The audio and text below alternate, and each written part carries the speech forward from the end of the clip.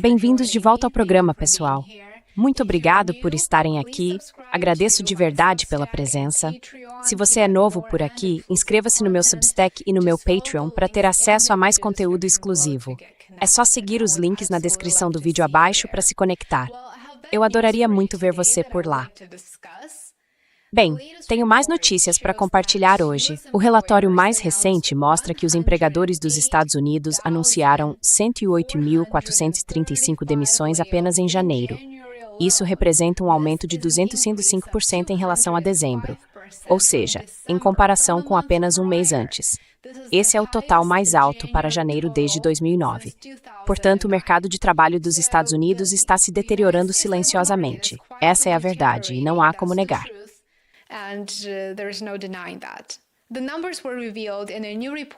Os números foram revelados em um novo relatório da Challenger, Gray & Christmas, mostrando que empregadores sediados nos Estados Unidos anunciaram mais de 108 mil cortes de empregos apenas em janeiro. Isso representa um aumento acentuado em relação a cerca de 35 mil em dezembro. Então, compare 35 mil em dezembro com 108 mil demissões em janeiro. Em relação ao ano anterior, comparado a janeiro passado, janeiro de 2025, neste caso, trata-se de um aumento impressionante de 118%. Na verdade, esse foi o maior número de cortes de empregos anunciados em qualquer janeiro desde 2009, bem no auge da Grande Recessão. De acordo com o relatório, a maioria desses planos de demissão foi definida no final de 2024. Isso significa, na prática, que as empresas entraram em 2025 já muito pessimistas quanto ao crescimento, a demanda do consumidor e a lucratividade.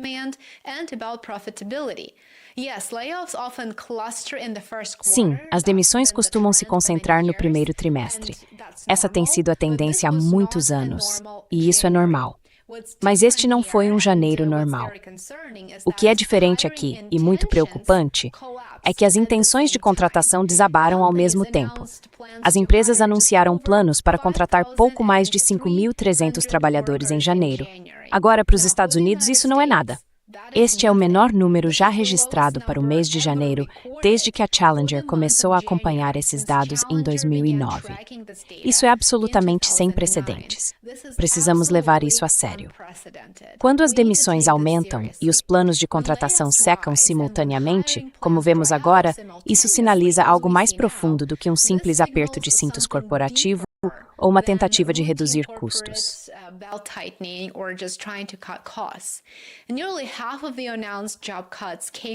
Quase metade dos cortes de empregos anunciados veio de apenas 3 empresas: Amazon, UPS e Dow. A Amazon planeja eliminar cerca de 16 mil cargos corporativos como parte de uma reestruturação interna. A UPS anunciou até 30 mil cortes, em grande parte ligados à redução gradual de sua parceria de entregas com a Amazon. A Dow está cortando cerca de 4.500 posições ao reestruturar suas operações em resposta à demanda mais fraca e aos custos mais altos. Outras empresas seguiram o mesmo caminho. A Nike anunciou reduções de pessoal e a Peloton diminuiu novamente sua equipe. E claro, não se trata de startups. São grandes empresas consolidadas sendo forçadas a se ajustar a um ambiente mais difícil.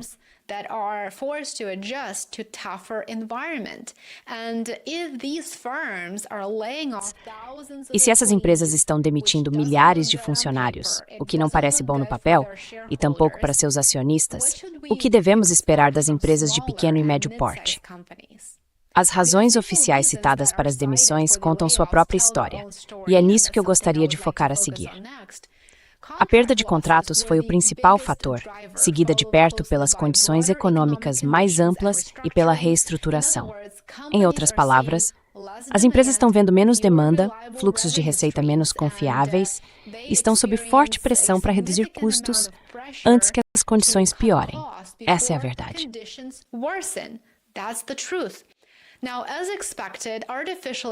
Agora, como era de se esperar, a inteligência artificial também apareceu como um fator nesses cortes de pessoal, com mais de 7.600 demissões, atribuídas a ganhos de eficiência relacionados à IA. Embora esse número seja menor do que algumas manchetes possam sugerir, a direção é muito clara. Os executivos estão priorizando cada vez mais a automação e a eficiência em vez da contratação. Mesmo quando as empresas não estão demitindo ativamente, elas optam por não substituir cargos que podem ser automatizados ou absorvidos por equipes menores usando novas tecnologias. Isso se encaixa em um padrão mais amplo que vem se desenvolvendo há mais de um ano e sobre o qual venho falando aqui no meu canal há pelo menos 12 meses. Estamos vendo o chamado mercado de trabalho de poucas contratações e poucas demissões. As demissões não explodiram de forma generalizada, mas as contratações aceleraram drasticamente.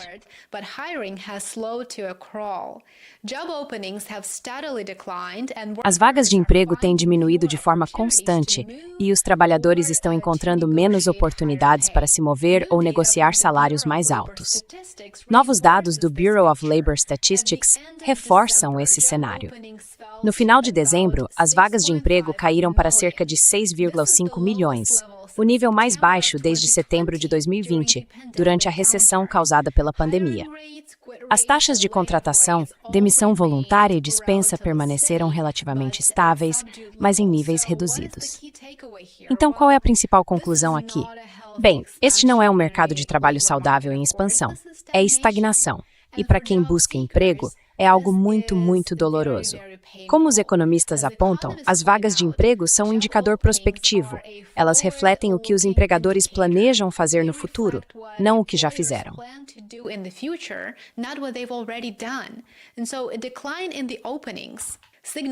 Uma queda nas vagas de emprego sinaliza hesitação, incerteza e falta de confiança em relação ao futuro.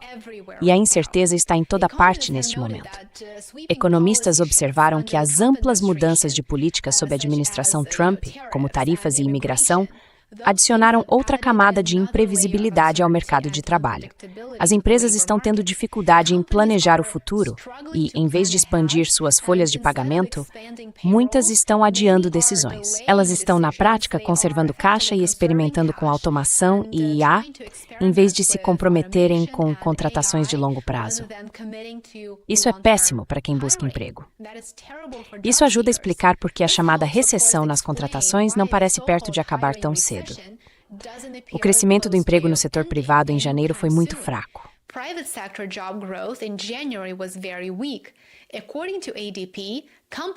De acordo com a ADP, as empresas criaram apenas 22 mil empregos no mês passado.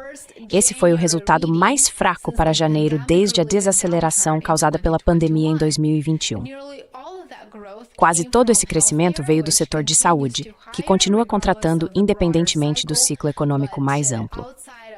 Mas fora da área da saúde, as contratações foram muito lentas. Os pedidos iniciais de seguro-desemprego acrescentaram outra camada de preocupação.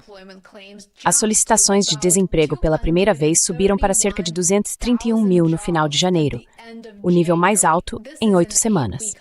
Embora esse número, isoladamente, não seja alarmante, a tendência é importante. As solicitações vinham se mantendo próximas das mínimas de 2 anos, e esse salto sugere que as demissões estão começando a aparecer nos dados oficiais. Portanto, como você pode ver, essa ambiente é bastante instável. E menos vagas de emprego significa poder de negociar.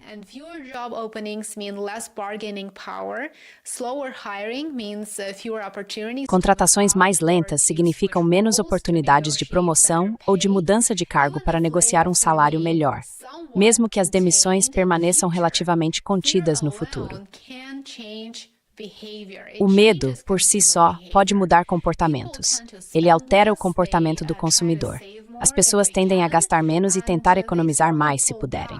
Elas certamente reduzem grandes compras quando percebem risco no mercado de trabalho, quando acham que podem perder o emprego. Elas não vão gastar. Em outras palavras, a demanda do consumidor provavelmente será afetada. É provável que enfraqueça ainda mais. E esse ciclo de retroalimentação é importante aqui, porque o consumo das famílias impulsiona a economia dos Estados Unidos. O mercado de trabalho está frágil neste momento e está se deteriorando.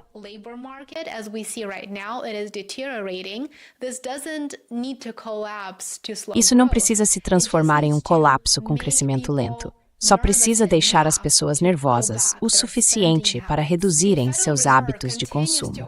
O Federal Reserve continua afirmando que a taxa de desemprego mostra sinais de estabilização. Agora é justo ser cético. Estabilização em um nível mais fraco não é o mesmo que força. O mercado de trabalho está esfriando, está desmoronando. O que torna este momento complicado é que ele não se parece com as quedas anteriores. Não há um aumento repentino no desemprego, nem um colapso dramático nas contratações. Em vez disso, é um processo lento. Menos vagas, menos contratações, mais reestruturações, mais conversas sobre eficiência, mais pressão sobre os trabalhadores para fazerem mais com menos.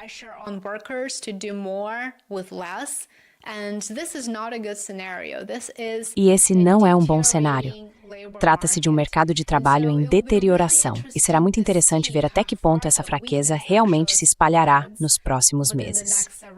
Muito obrigado por assistir. Espero que este vídeo rápido tenha sido interessante. Se for o caso, por favor, apoie meu trabalho. Curta, inscreva-se e compartilhe. E se puder, torne-se um assinante pago no YouTube, Substack ou Patreon. Agradeço imensamente a cada um de vocês que se tornou assinante pago. Muito obrigado, aproveite o resto do seu dia e nos vemos aqui novamente amanhã. Até mais.